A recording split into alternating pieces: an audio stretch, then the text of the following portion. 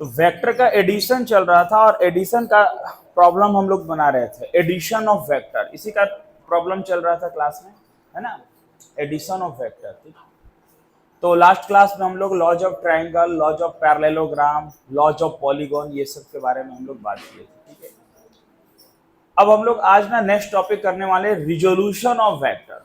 ठीक है, तो वेक्टर के एडिशन और सब्ट्रैक्शन के बाद वेक्टर का रिजोल्यूशन शुरू हो रहा। ठीक है, तो देखो बड़ा इंपॉर्टेंट टॉपिक है आज का। हाँ बैठो जी, बैठ जा सकते। Resolution of vector. ठीक है, तो वेक्टर का रिजोल्यूशन क्या होता है?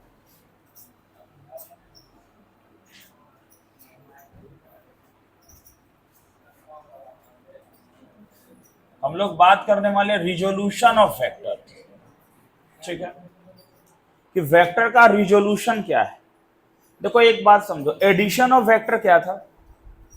एडिशन ऑफ वेक्टर का मतलब है कि दो वेक्टर को ऐड करके एक नया वेक्टर लाना, रिजल्टेंट लाना ना, दो को ऐड करे तो एक तीसरा मिल गया, मिला।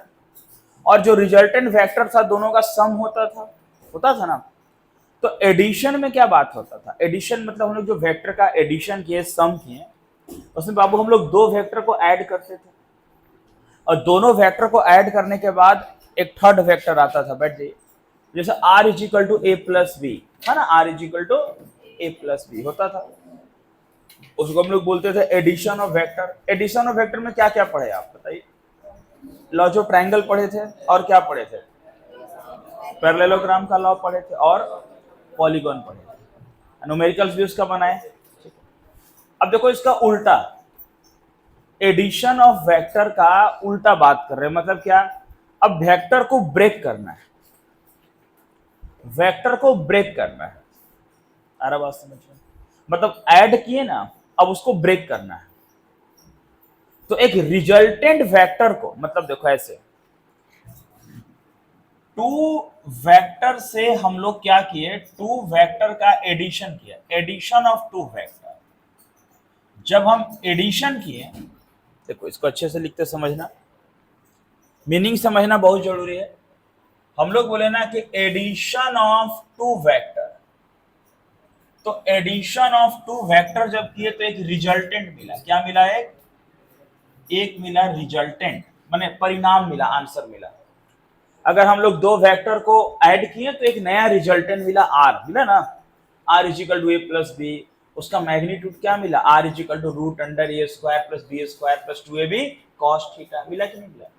वैसे अब ना उल्टा क्या करना है, देखो इसका, अब रिजल्टेंट को ब्रेक करता है, यानी कि अब ब्रेक करना है, ब्रेक ऑफ रिजल्टेंट। अब रिजल्टेंट को ब्रेक करेंगे तो उसको बोलेंगे रिजोल्यूशन, रिजोल्यूशन ऑफ वेक्टर। समझ गए बात? दोनों का उल्टा बात हो रहा। अरे दो वेक्टर को ऐड करके क्या मिला? रिजल्टेंट। अब रिजल्टेंट को ब्रेक करेंगे तो क्या होगा? रिजोल्यूशन। तो रिजोल्यूशन का मतलब है ना कि एक रिजल्टेंट वेक्टर को ब्रेक करना है। ठीक है, और रिजल्टेंट वेक्टर को ब्रेक करेंगे तो उसको हम रिजोल्यूशन ऑफ वेक्टर कहेंगे। समझ में आ रहा है बात?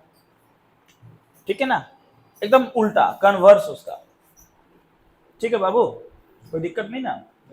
तो रिजल्टेंट वेक्टर को क्या करना? ब्रेक करना। अब अगर हम ऐसा करते हैं कि व्हेन अ वेक्टर इज या resultant vector is resolved along two perpendicular component, ध्यान देना, थोड़ा वर्ड है यहां पर समझना, two perpendicular component, two perpendicular component, then it is called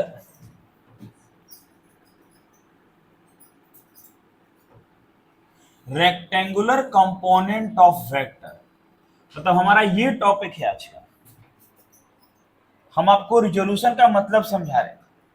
हमारा टॉपिक है आज का rectangular component of vector, vector का रेक्टेंगुलर कंपोनेंट। क्या टॉपिक है? वेक्टर का रेक्टेंगुलर कंपोनेंट। अभी देखो क्या बोले, अब जरा दोनों लाइन का मतलब समझना। पहले तो ये बोले ना कि when a resultant vector is resolve, अब रिजल्टेंट वेक्टर को रिजॉल्व करना, तो जैसे आपको बोले रिजॉल्व करना है तो आपके दिमाग में क्या आ गया? ब्रेक करना। क्या करना? अब किसी को कैसे तोड़ना है ये बात बताया जा रहा है कि जो ब्रेक करोगे ना वो परपेंडिकुलर ब्रेक करोगे। कैसे ब्रेक करोगे? परपेंडिकुलर। देखो, when a resultant vector is resolve along two perpendicular component, अब रिजल्टेंट वेक्टर को दो परपेंडिकुलर कंपोनेंट में ब्रेक करना है। किसमें ब्रेक करना है? परपेंडिकुलर कंपोनेंट में। तो उसको क्या बोलेंगे हम लोग? उसको बोलेंगे रेक्टेंगुलर कंपोनेंट ऑफ वेक्टर। क्या बोलेंगे उसको? Rectangular component of vector. आ रही बात समझ?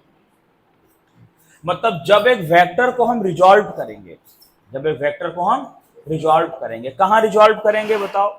अलोंग टू परपेंडिकुलर कंपोनेंट, दो परपेंडिकुलर कंपोनेंट में, तो उसको बोलेंगे रेक्टेंगुलर कंपोनेंट ऑफ वेक्टर। क्या बोलेंगे उसको? Rectangular component of vector. समझ में आ रहा है बात? एक बार फिर से समझो। रिजोल्यूशन का मतलब ब्रेक करना। किसको ब्रेक करना? एक रिजल्टेंट वेक्टर को ब्रेक करना। किसको ब्रेक करना? एक रिजल्टेंट वेक्टर को ब्रेक करना। अब रिजल्टेंट वेक्टर को आप अगर कैसे भी ब्रेक करें, जरूरी नहीं कि परपेंडिकुलर करें, किसी भी तरीके से ब्रेक करें तो आप उसको बोलेंगे रिजोल्यूशन। क्या बोलेंगे आप उसको? लेकिन अगर उसको परपेंडिकुलरली ब्रेक करेंगे, कैसे ब्रेक करेंगे, तो उसको क्या बोलेंगे हम लोग? Rectangular component. क्या बोलेंगे उसको? रेक्टेंगुलर। रेक्टेंगल समझते हैं ना, हिंदी में आयत बोलते हैं उसको, ठीक है ना? तो उसको बोलते हैं रेक्ट। अच्छा, कंपोनेंट क्या हुआ? कंपोनेंट माने जो टुकड़ा है वो कंपोनेंट है। कंपोनेंट का मतलब क्या हुआ?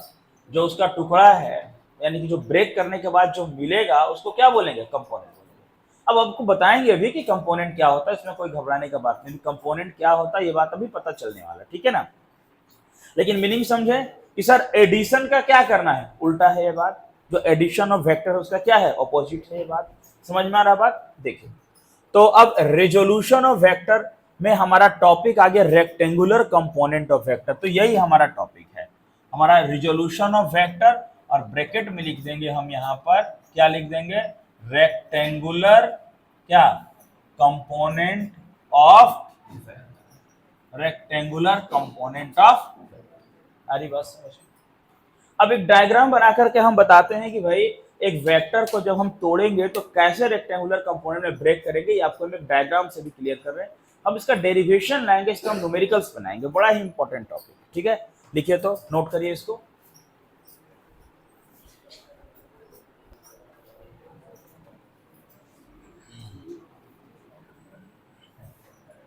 देखिए, ध्यान देंगे, लिखते हैं let a vector A is resolved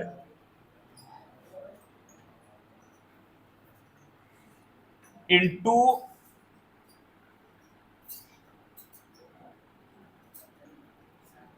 perpendicular component.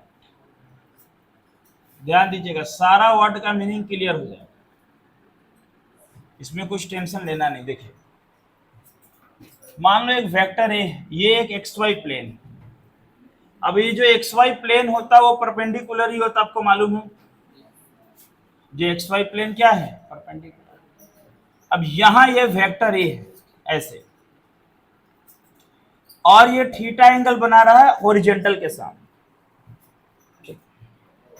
तो आप समझो, इस लाइन को हॉरिजॉन्टल बोलते हैं, इस लाइन को वर्टिकल बोलते हैं, और इसको इंक्लाइंड बोलते हैं, ठीक है? हिंदी मीडियम वाले बच्चे ध्यान देंगे, ये लाइन जो है हॉरिजॉन्टल कहलाता है। क्षैतिज करके पढ़े हिंदी में। तीन तरह का लाइन देखो ऐसे, एक तो ये लाइन हॉरिजॉन्टल है, हॉरिजॉन्टल, इसको क्षैतिज करके पढ़े हैं। ये लाइन को वर्टिकल कहते हैं, इसको ऊर्ध्वाधर करके पढ़े होंगे। सारी बात समझ में शायद। और ये इंक्लाइंड है ऐसे, इसको इंक्लाइंड कहते हैं। आनत तल इसको पढ़े हैं। तो तीन लाइन आपको ध्यान रखना, हॉरिजॉन्टल, वर्टिकल एंड इंक्लाइंड। समझ में आ रहा बात? एक हॉरिजॉन्टल होता है, एक वर्टिकल होता है, और एक क्या होता है? इंक्लाइंड होता है। समझना, तो यहां पर हम बात कर रहे हैं ये 3 लाइन पर ध्यान देना, हॉरिजॉन्टल, वर्टिकल एंड इंक्लाइन। इस 3 बातों को समझना आपको, ठीक है। अब जो वेक्टर ए है ये समझ गए ना, इसको मिटा देते हैं, क्लियर हो रहा है बात। हॉरिजॉन्टल बोलते हैं ऐसे कोई लाइन, हॉरिजॉन्टल लाइन, ये वर्टिकल लाइन, मतलब जो 90 डिग्री के एंगल से परपेंडिकुलर वो हॉरिजॉन्टल और वर्टिकल, और जो किसी और एंगल से वो इंक्लाइंड है, ठीक है। जैसे सीढ़ी लगा दोगे घर के ऊपर तो इंक्लाइंड है, ये घर पे चढ़ने का सीढ़ी वो इंक्लाइंड है, आ रही बात समझ में। और पूरी तरह से एक परपेंडिकुलर 90 डिग्री के एंगल से जो बन रहा है वो क्या है, एक हॉरिजॉन्टल और एक, ठीक है। तो देखो यहां पर बाबू ये ए जो है ना वो थीटा एंगल से इंक्लाइंड है, तो हम ना ऐसे बोलते हैं, एक्स के तरफ वाले कंपोनेंट को हम बोलते हैं ए एक्स, और वाई के तरफ वाले कंपोनेंट को हम बोलते हैं ए वाई। ध्यान देना, जो एक्स के साइड में कंपोनेंट है उसको ए एक्स बोलते हैं, और जो वाई के साइड में कंपोनेंट है उसको ए वाई बोलते हैं। अब ये क्या है भाई, ए एक्स ए वाई, तो जो ए एक्स है ना, ए एक्स, ध्यान देना, जो ए एक्स है उसको बोलते हैं हॉरिजॉन्टल कंपोनेंट, हॉरिजॉन्टल कंपोनेंट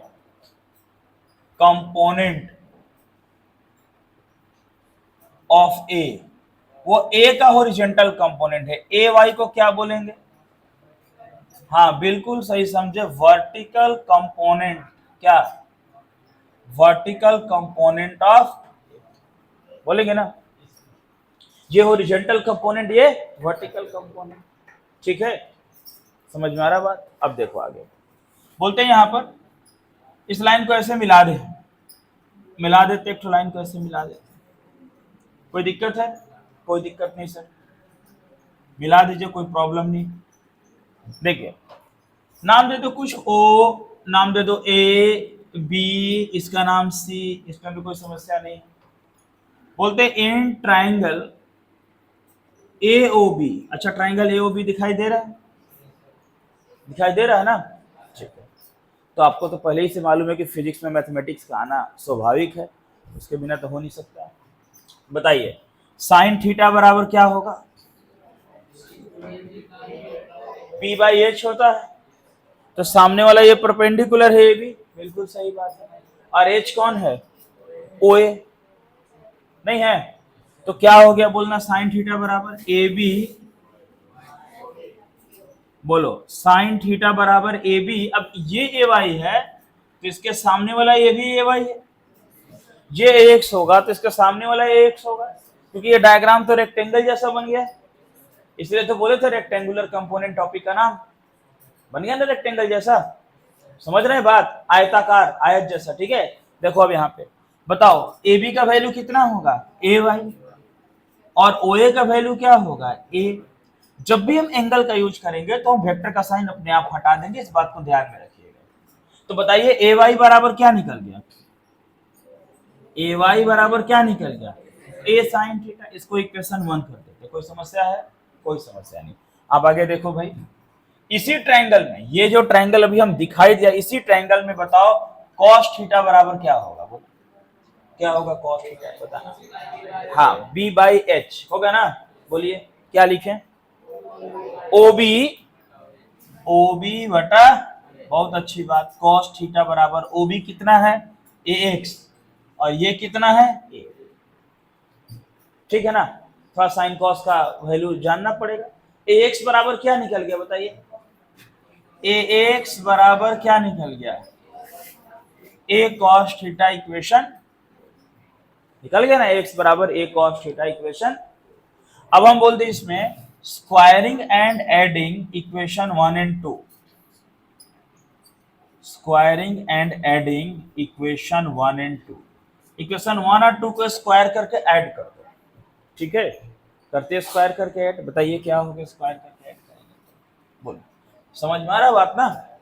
उधर थोड़ा जगह देख लेते हैं, बोलो तो इक्वेशन 1 क्या है, लास्ट में इधर ए वाई का स्क्वायर, यहाँ पर बाबू एलएचएस ए वाई है, यहाँ पर एलएचएस क्या है, ए एक्स है, दोनों का एलएचएस एक साथ कर लेते हैं, क्या हो गया, ए वाई का स्क्वायर प्लस क्या हो गया, बराबर इसका एलएचएस क्या हो गया, आरएचएस क्या है, ए स्क्वायर प्लस क्या है, ए स्क्वायर कॉस, कोई दिक्कत है? आप बताइए, ये ए वाई स्क्वायर प्लस ए एक्स स्क्वायर, अगर ए स्क्वायर कॉमन ले ले तो क्या हो गया ब्रैकेट में? Sine square theta plus cos square, और उसका वैल्यू क्या होता? 1। तो बताइए ए स्क्वायर अगर हम लिख दें यहाँ सर, यहाँ ए स्क्वायर बराबर क्या हो गया?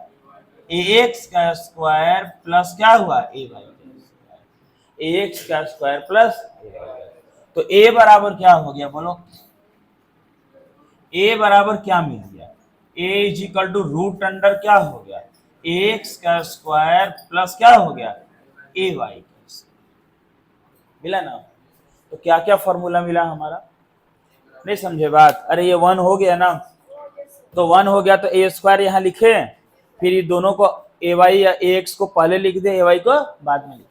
मतलब जहाँ डाउट लगे ना वहां तो पूछ सकते ना कि हाँ सर ऐसे क्या हुआ। ये तो हम सबको आजादी दिए बैच में, तो बैच में पढ़ने का मतलब यही है कि भाई जो नहीं समझ में आए पूछना है। देखिए तो क्या हुआ, ए बराबर क्या हो गया? रूट अंडर क्या हुआ? ए एक्स स्क्वायर प्लस ए वाई स्क्वायर। ठीक है, कोई दिक्कत है इसमें? एक बात और है इसमें भी थोड़ा सा, लेकिन यहाँ तक कोई दिक्कत है, कोई समस्या है तो इसको नोट कीजिए, फिर जो बात है वो करते हैं। लिखिए तो नोट करिए। हाँ अच्छा ठीक, पंखा बंद। जो डायरेक्शन का एंगल है वो क्या है? देखो रिजल्टेंट कौन है? मेन वेक्टर तो ए था, तो वो कितने डिग्री के एंगल पर है? वो जो थीटा है, अगर ये थीटा हम निकालेंगे उसको कहते हैं एंगल ऑफ डायरेक्शन। क्या कहते हैं? Angle of direction. तो जो एंगल ऑफ डायरेक्शन है ना, ये थीटा एंगल ऑफ डायरेक्शन, समझ गया ना बात को? ये कौन से एंगल पे बेस्ड है हमको देखना, इसका वैल्यू कैसे निकलेगा। तो इसका वैल्यू निकालने के लिए एंगल ऑफ डायरेक्शन फाइंड करते हैं। तो देखो क्या करते हैं यहाँ पे, इसके साथ एक लाइन और लिख लो, एंगल ऑफ डायरेक्शन। और ध्यान में रहे कि जब भी डायरेक्शन का एंगल निकालेंगे वो टेन थीटा के फॉर्म में होगा। तो बताओ tan theta is equal to क्या होगा? P by B. क्योंकि क्यों आखिर ये डायरेक्शन का एंगल सर टेन थीटा ही क्यों, साइन कॉस क्यों नहीं? इसलिए कि हमारा दो कंपोनेंट सामने में परपेंडिकुलर है, ये P है और ये B है, तो P बाई बी क्या होता है? Tan theta. या तो टेन लेंगे या कॉट लेंगे, तो टेन सीधा में जाएगा। तो ये जो थीटा एंगल है, मतलब आपने कोई सीढ़ी लगाया, आप बोलेंगे सर वो कितने डिग्री के एंगल पर है, तो बोलेंगे ना कि टेन थीटा फाइंड करो, यहां से निकल जाएगा 30 60 क्या है। तो टेन थीटा बराबर क्या हो गया? ए बी बाई क्या हो गया बोलो तो? ए बी बाई क्या हुआ? O B. तो tan theta is equal to क्या मिल गया? ए वाई, और बाई क्या हो गया? A x. A y by x. तो ये हो गया एंगल ऑफ डायरेक्शन। क्या मिला? Angle of direction. आप इसको नोट करिए, और पूरे डायग्राम से हम कुछ पॉइंट्स को रखते हैं, बाकी सब मिटाते हैं। देखिए लिखिए ना, इसको एक रखते हैं ए वाई, ठीक है, और ये एक रखते ए एक्स, और फिर ये एक रखते। देखो ये सब पॉइंट्स को रखे हम सामने में, ध्यान देना।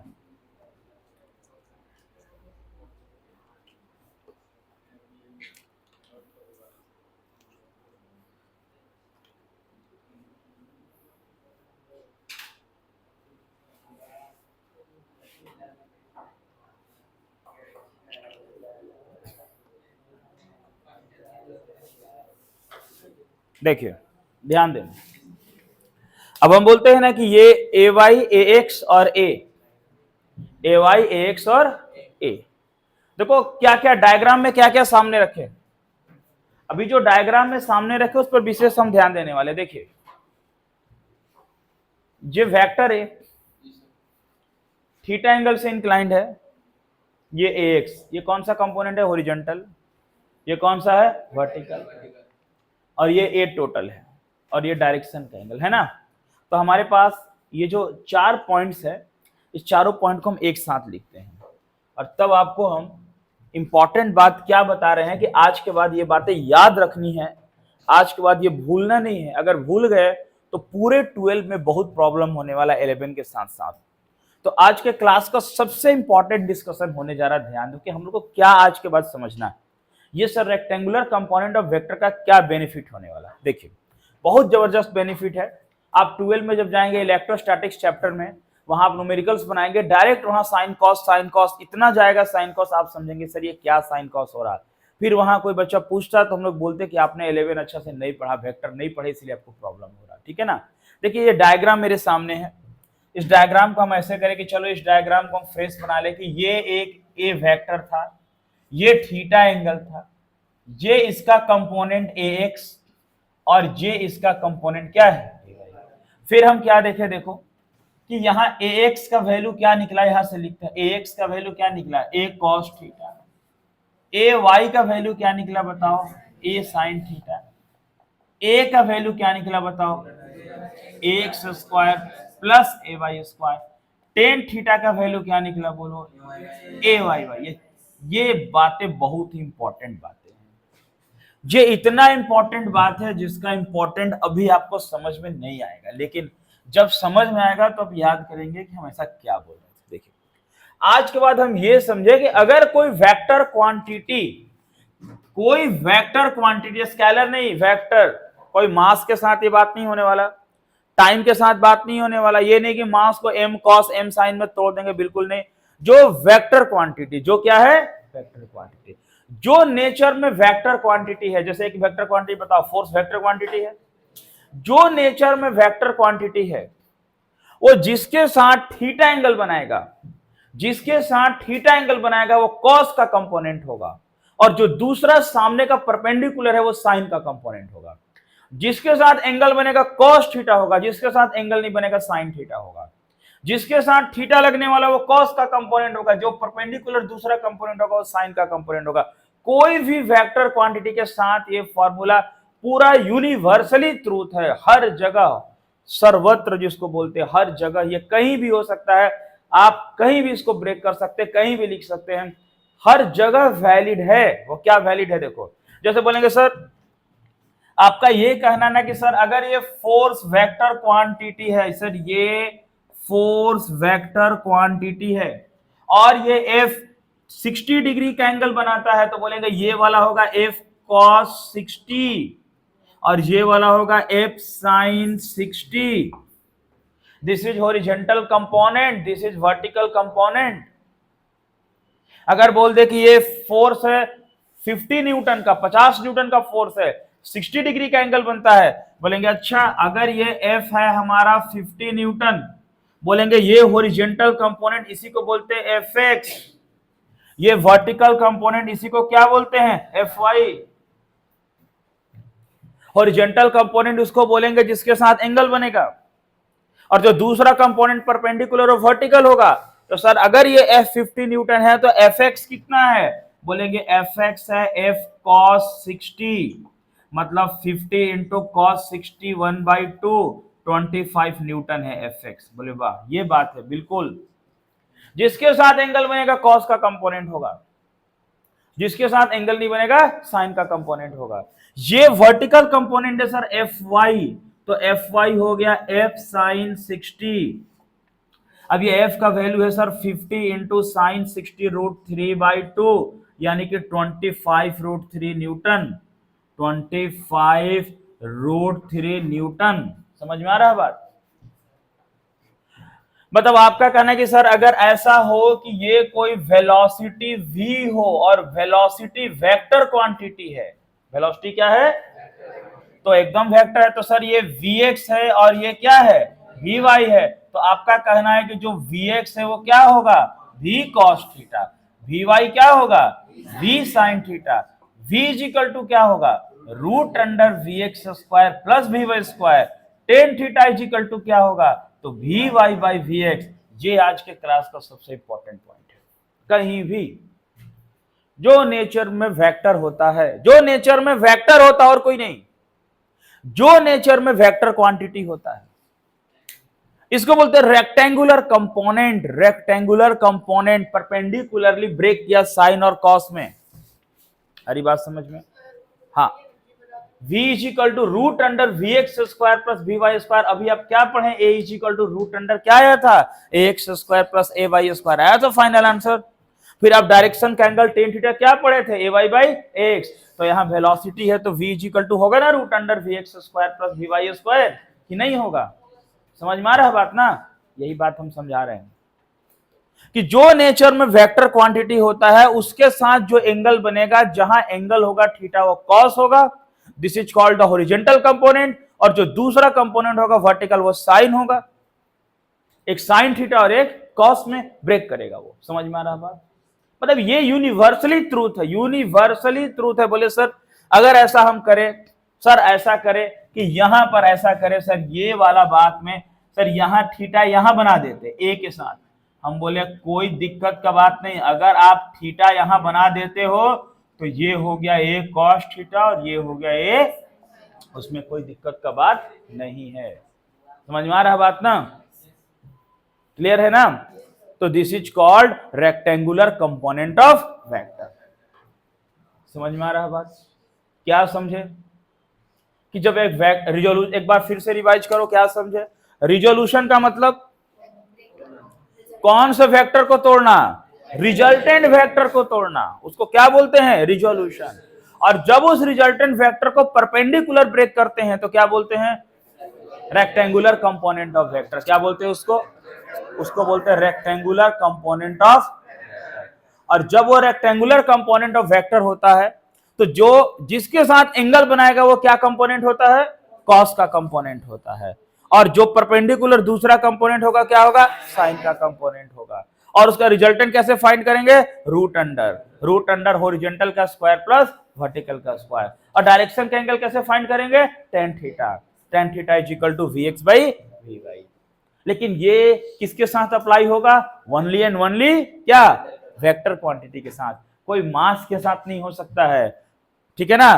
कोई टाइम के साथ नहीं हो सकता है, वर्क स्केलर है उसके साथ नहीं हो सकता है। जो नेचर में वेक्टर हो, फोर्स वेक्टर है, वेलोसिटी वेक्टर है, एक्सेलरेशन वेक्टर है, उसके साथ ये हर एक जगह अप्लाई होगा, यूनिवर्सली अप्लाई होगा। अब क्या होता है ना, 11 से ज्यादा वेक्टर का यूज 12 में है। आप 12 के बच्चों से पूछना तो उनको ना 11 से ज्यादा 12 में वेक्टर का जरूरत पड़ता है, क्योंकि इलेक्ट्रिक फील्ड और मैग्नेटिक फील्ड दोनों वेक्टर क्वांटिटी। उनको पता, अगर वो नहीं पढ़े 11 का क्लास तो उनको पता नहीं कि साइन कॉस कैसे सर ब्रेक कर दिए। वहां पे डायरेक्ट हम लोग क्या करते हैं, अच्छा ये था साइन चला गया, कॉस चला गया, साइन चला गया, कॉस चला गया। अब जिसको जो क्लास नहीं किए 11 का ढंग से, जो पढ़े नहीं है, वो उस साइन कॉस वाले फेनोमेनन को नहीं समझ पाते, फिर उनको वो टफ हो जाता है। तो हम तो स्टार्ट से ही बोले कि फिजिक्स में ऐसा है कि सिस्टमेटिक क्लास करना बहुत जरूरी होता है, ठीक है ना? ये बात समझ में आ रहा है आपको इतना? इस पर कुछ न्यूमेरिकल्स बनाएंगे, लिखिए, नोट करिए, लिखिए।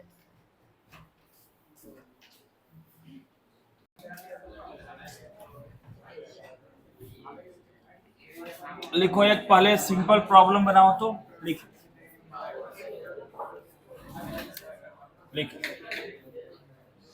A force of magnitude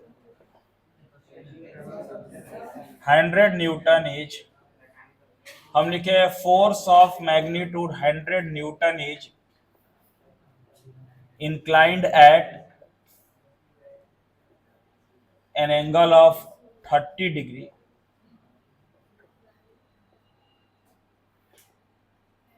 to the horizontal.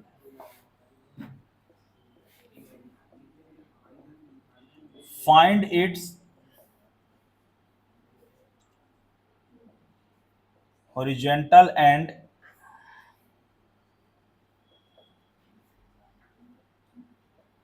Vertical component. ये पहला क्वेश्चन, ठीक है। दूसरा जो है,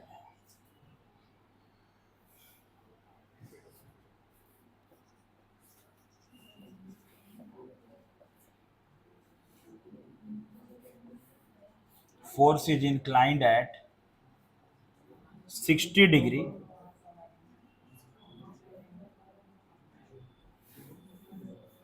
टू द हॉरिजॉन्टल।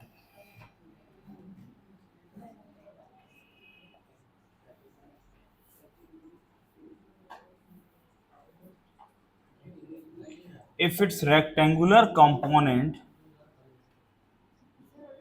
हाँ अभी बनाना, if its rectangular component along, हाँ आराम से बनाइए ना, कोई दिक्कत नहीं, बढ़िया से हॉरिजॉन्टल एंड वर्टिकल दोनों निकालना। A force is inclined at 60 degree to the horizontal if its rectangular component along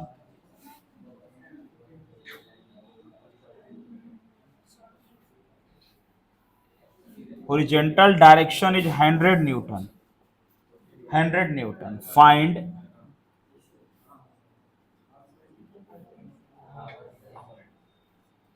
magnitude of force and its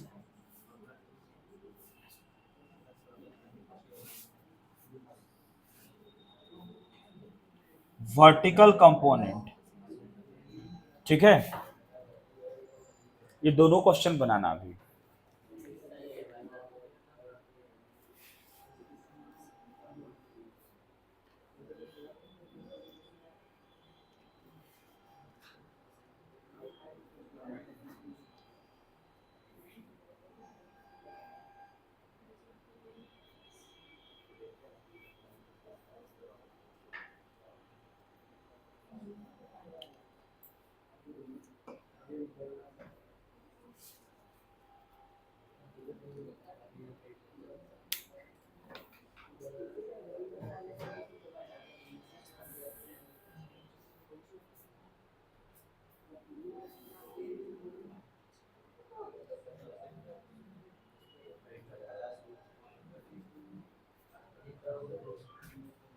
बोलिए, लिख लिए क्वेश्चन ना?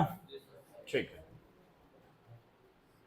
देखिए क्वेश्चन का मीनिंग समझना है, फिर जब आप मतलब समझ जाएंगे तो बनने लगेगा, फिर टेंशन की कोई बात नहीं है। देखिए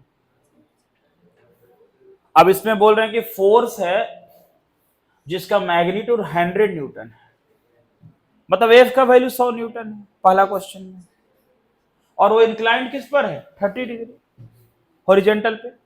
तो मतलब डेफिनेटली ना कि ये जो है ना वो ये फोर्स जो है ना वो 30 डिग्री का एंगल से इंक्लाइंड है, ठीक है, हॉरिजॉन्टल पे, और ये वर्टिकल हो गया ऐसे। तो अगर ये हॉरिजॉन्टल कंपोनेंट fx है और ये वर्टिकल कंपोनेंट fy है, और वो f का वैल्यू कितना दिया हुआ? 100। तो f का वैल्यू 100 न्यूटन दिया है ना, तो f का वैल्यू 100 दिया है, तो एक हॉरिजॉन्टल है एक वर्टिकल। अब इसका हॉरिजॉन्टल कंपोनेंट क्या हो गया बताओ? अगर हम हॉरिजॉन्टल कंपोनेंट का बात करेंगे तो वो fx इज इक्वल टू क्या हुआ? f cos थीटा, और आपके पास f क्या है? 30 डिग्री का एंगल, तो आपका हो गया f cos 30 डिग्री। अब f आपका 100 है तो 100 cos 30 1/2 होता है, cos 30 √3/2 होता है, तो ये हो गया 50 √3 न्यूटन हो गया ना। वर्टिकल कंपोनेंट fy क्या होगा बताओ? f sin थीटा, क्या होगा? f sin theta. तो f का वैल्यू कितना? 100 sin 60, तो 100 इंटू साइन 60, अच्छा 30, ठीक है, अच्छा बात है 30। तो साइन 30 क्या हो गया? तो फिर कितना निकल गया? 50 निकल गया ना, 50 न्यूटन। ये हो गया पहले वाले का आंसर, हो गया पहले वाले का। दूसरा वाला दिमाग लगाइए क्या है, दूसरा वाला दिमाग लगाइए क्या है।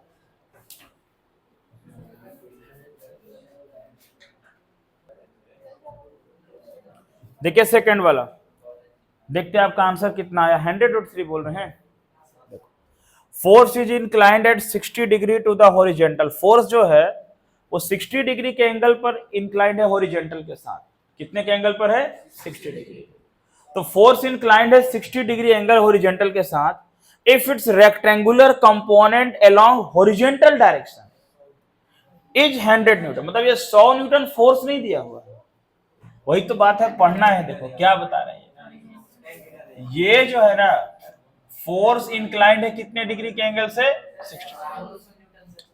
अब क्या बोले? इफ इट, सुनना बात, यहां से लाइन को देखना, if it's rectangular component along horizontal direction, इसका रेक्टेंगुलर कंपोनेंट हॉरिजॉन्टल के तरफ 100 है, मतलब ये 100 न्यूटन।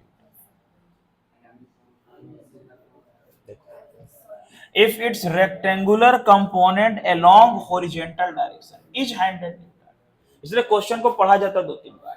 ये हॉरिजॉन्टल डायरेक्शन का कंपोनेंट 100 न्यूटन है, तो हमको क्या निकालना है? देखो, फाइंड मैग्नीट्यूड ऑफ फोर्स, यानी एफ निकालना है और एफ वाई निकालना है।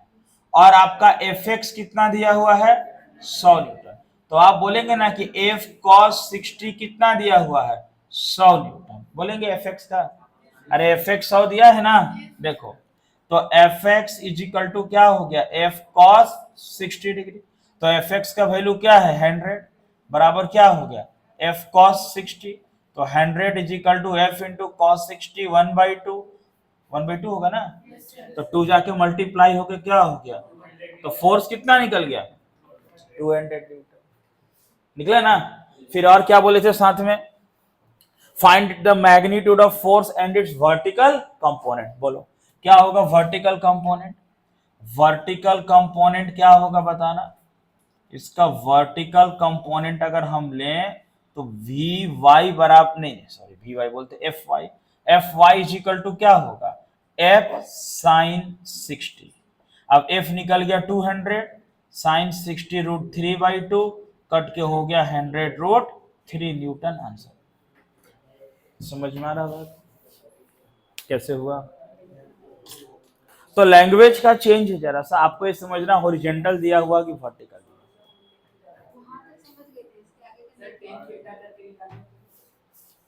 टेन थीटा इजिकल टू क्या निकालेंगे F X by F Y निकाल सकते हैं, एक तो निकल जाएगा निकल सकता है, आंसर सेम आ रहा होगा देखिए, ठीक सभी निकाल सकते हैं, ठीक है ना, कोई दिक्कत नहीं है वैसे।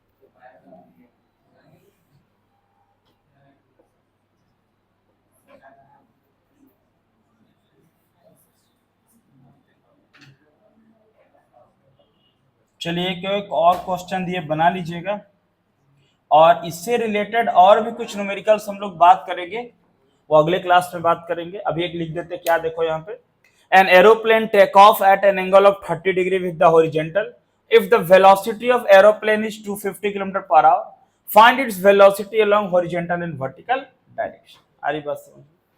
तो ये एक इस पे रिलेटेड और भी कुछ क्वेश्चन होगा, उसको ही बनाया जाएगा, ठीक है, इसको आज बना लीजिए।